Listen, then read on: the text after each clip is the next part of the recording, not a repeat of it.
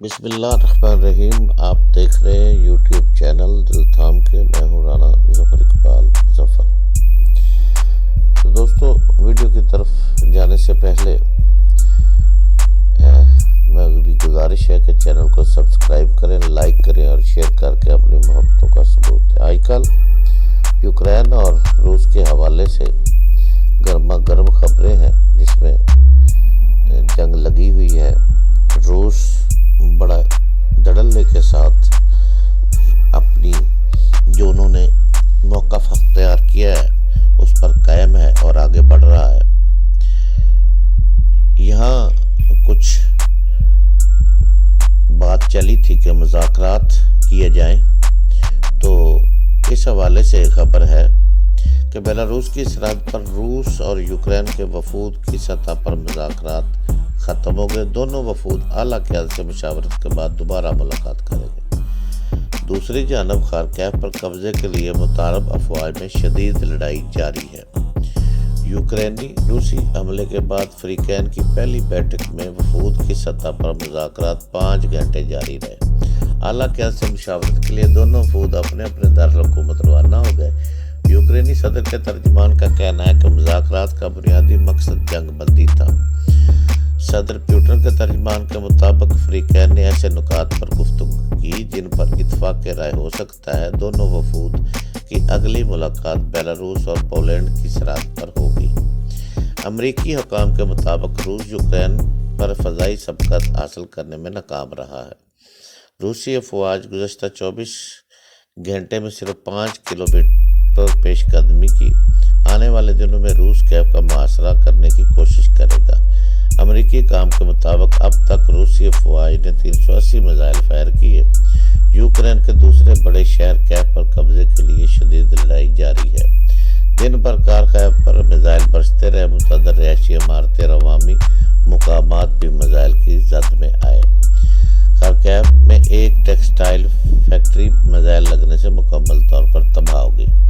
Snack آئی land میں Ukraine کے 13 فوجی زندہ نکلے. اس سے پہلے روس سے لڑائی کے دوران تمام 13 فوجیوں کی ہلاکت کی اطلاع تھی. روسی میڈیا پر جاری ویڈیو میں یوکرینی فوجی کہہ رہا ہے کہ گولہ بارود ختم ہونے پر انہوں نے ہتھیار ڈال دیے تھے، اب روس کی قید میں ہیں. روس نے یوکرینی شہریوں سے دارالحکومت کیف خالی کرنے کی اپیل کر دی تھی. روسی فوج کے ترجمان کا کہنا ہے کہ وہ شہری علاقوں کو نہیں، صرف عسکری اہداف کو نشانہ بنا رہے ہیں. کیف چھوڑنے والے شہریوں کے تحفظ کی ضمانت دی جائے گی اور یہ اعلان بار بار کروائے جا رہے ہیں. دوسری جانب یوکرین کے صدر نے ایک بار پھر یورپی یونین میں شمولیت کی درخواست کی تھی، تاہم یورپی یونین میں یوکرین کو رکنیت دینے پر اتفاق نہ ہو سکا. یورپی یونین حکام کا کہنا ہے کہ چند ممبر ممالک یورپی بلاک کو مزید وسعت دینے کے حق میں نہیں ہیں. اس روس حملے میں یوکرین پر جو حملہ کیا گیا، اس میں جب یوکرین کو یہ نظر آیا کہ وہ روس پر برتری نہیں حاصل کر سکیں گے اور ان کے پاس اتنی فوج بھی نہیں ہے، اتنے زیادہ ان کے پاس جنگی آلات بھی نہیں ہیں، اور نیٹو جو ہے وہ ابھی تک صرف باتیں ہی کر رہا ہے. امریکہ بہادر صرف وعدے ہی دے رہا ہے اور کوئی خاص سامنے نہیں آ رہی مدد. تو انہوں نے کیف کے لوگوں کو اسلحہ دینا شروع کر دیا اور شہریوں نے بڑی تعداد میں اسلحہ لیا تاکہ ہم اپنے ملک کی، اپنے دارالخلافہ کی حفاظت کی جا سکے. اسی میں ایک اور خبر آئی ہے کہ یوکرین کی خاتون پارلیمنٹ رکن نے بھی روسی حملے کے خلاف اسلحہ اٹھا لیا. غیر ملکی میڈیا کے مطابق 24 فروری کو روس نے یوکرین پر حملہ کیا تھا، جس کے بعد سے اگر دارالحکومت کیف کے نواح میں جنگ جاری ہے. یوکرینی حکومت نے عوام میں 18,000 مشین گنیں تقسیم کی ہیں اور اب یوکرینی خواتین بھی میدان میں آ گئی ہیں. دوسری طرف یوکرین کی خاتون پارلیمنٹ قرار ودک نے بھی روسی حملے کے خلاف اسلحہ اٹھا لیا. یوکرینی پارلیمنٹ کی رکن ہے اور جنگ کے دوران عالمی میڈیا پر ملک کا موقف جاندار انداز میں پیش کر رہی ہیں. خاتون رکن پارلیمنٹ نے جنگ کی حالت میں ملک نہ چھوڑنے اور وطن کے دفاع کے لیے لڑنے کا اعلان کیا ہے.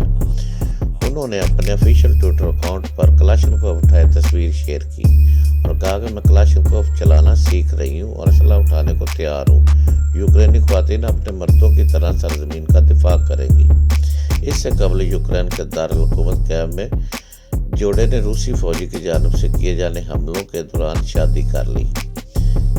CNN کی رپورٹ کے مطابق 21 سالہ ایرنا اور اس کے 24 سالہ شوہر سویاسلاوو کی شادی 2022 میں ہونا تھی، جس کی تیاریاں زور و شور سے جاری تھی اور شادی کے مقام کا بھی انتخاب کیا جا چکا تھا۔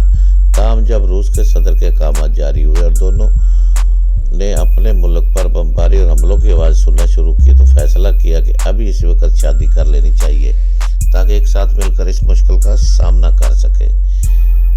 اور جب ان کی یہ دن زندگی کا خوشگوار ترین لمحہ بن گیا اور اس کے ساتھ ہی انہوں نے حملوں کی آوازیں سنی جو چاروں طرف سے آ رہی تھی اور بہت خوفناک تھی، تو انہوں نے بتایا کہ سب کچھ پلان کے مطابق چل رہا تھا۔ ہمارا ارادہ تھا کہ ایک دوسرے سے 6 مئی کو دریا کنارے شادی کریں گے، لیکن اعلان کے بعد سب کچھ منٹوں میں تبدیل ہو گیا اور ہم نے شادی کر لی۔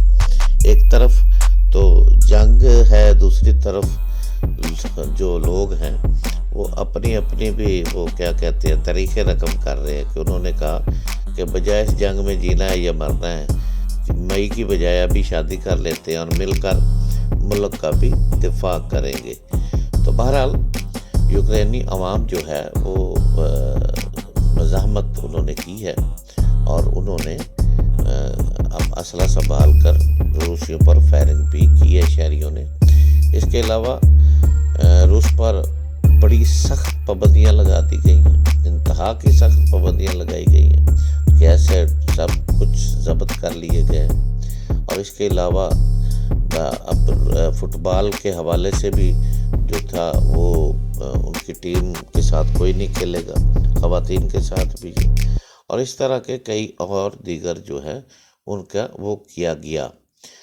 روس کو چاروں طرف سے معاشیتی اعتبار سے تاکہ اسے سخت پابندیوں میں جکڑا جا سکے، لیکن جب یہ پیوٹن نے ایسا کیا تو کم از کم اس نے بھی سوچا ہوگا نا کہ میں جو کر رہا ہوں اس کے رزلٹ کیا آئیں گے اور میرے ساتھ کیا ہو سکتا ہے، تو ظاہر ہے انہوں نے بھی کچھ سوچ سمجھ کر ایک قدم اٹھایا ہوگا۔ تو آنے والے دنوں میں کیا ہوتا ہے جی دیکھتے رہیں گے، نظر رکھیں گے۔ 2 اہم خبریں تھیں اب تک پہنچا دی، اور اس کے ساتھ ہی آج وزیر اعظم عمران خان اور چودھری پرویز الہی اور چودھری شجاعت الدین کے درمیان ملاقات ہوئی ہے۔ اس ملاقات میں کیا ہوا کیا نہیں ہوا وہ تو ایک الگ بات ہے، وہ بھی سامنے آ جائے گی، لیکن یہاں چودھری شجاعت حسین نے کہا ہے کہ PTI اور مسلم لیگ دونوں جماعتیں نہیں چاہتی کہ پرویز الہی وزیر اعلیٰ بنے۔ دونوں کو خدشہ ہے کہ جو لوگ ان جماعتوں میں گئے ہیں وہ واپس کاف لیگ میں نہ آ جائیں۔ چودھری شجاعت اور امیر جماعت اسلامی سراج اللہ کی ملاقات کی اندرونی کہانی سامنے آ گئی۔ ملاقات میں چودھری پرویز الہی کی شیروانی کا تذکرہ ہوا۔ ایک ذمہ دار نے چودھری شجاعت کو مخاطب کرتے ہوئے کہا کہ آپ چودھری پرویز الہی کو پنجاب کے وزیر اعلیٰ کی شیروانی پہنا رہے ہیں، جس پر چودھری شجاعت نے کہا کہ دونوں جماعتیں نہیں چاہتی کہ پرویز الہی وزیر اعلیٰ بن جائے۔ ان لوگوں کو بہت سے خدشات لاحق ہے۔ سربراہ کاف لیگ نے کہا کہ دونوں جماعتوں کو بہت خطرہ ہے کہ کاف لیگ دوبارہ مضبوط نہ ہو جائے۔ معاملہ طے ہو تو شیروانی تیار ہونے میں کون سا وقت لگتا ہے۔ بہرحال اب وزیر اعظم عمران خان جو کو اگر انہوں نے صوبے کو بچانا ہے تو انہیں کوئی فیصلہ کرنا ہوگا، اور آنے والا بلدیاتی الیکشن ویسے بزدار صاحب کی لیڈرشپ میں تو جیتا نہیں جا سکتا۔ ان سے بہتر ہے اگر وہ چودھری پرویز الہی کو بقیہ جو ٹائم ہے اس کے لیے وزیر اعلیٰ بنا دے اور دیگر وزارتوں کے حوالے سے بھی تقسیم ان کی ہو جائے، تو اس میں PTI بہت کچھ گین کر سکتی ہے اور خاص طور پر نون لیگ کو بھی کافی نقصان پہنچا سکتی ہے۔ لیکن دیکھتے ہیں کہ جناب عمران خان صاحب اسی اپنے وسیم اکرم 2 پر رہتے ہیں یا سیاسی سوچ بھی اپناتے ہیں یا اپنی ضد پر ہی قائم رہتے ہیں، یہ تو آنے والا وقت بتائے گا۔ اس کے ساتھ ہی ایک اور خبر بھی دینا چاہوں گا کہ گزشتہ دنوں جب آسٹریلیا کی ٹیم پاکستان آئی تو اس کو دھمکیاں ملنا شروع ہو گئی، کھلاڑیوں کے گھر والوں کو دھمکیاں ملنا شروع ہو گئی۔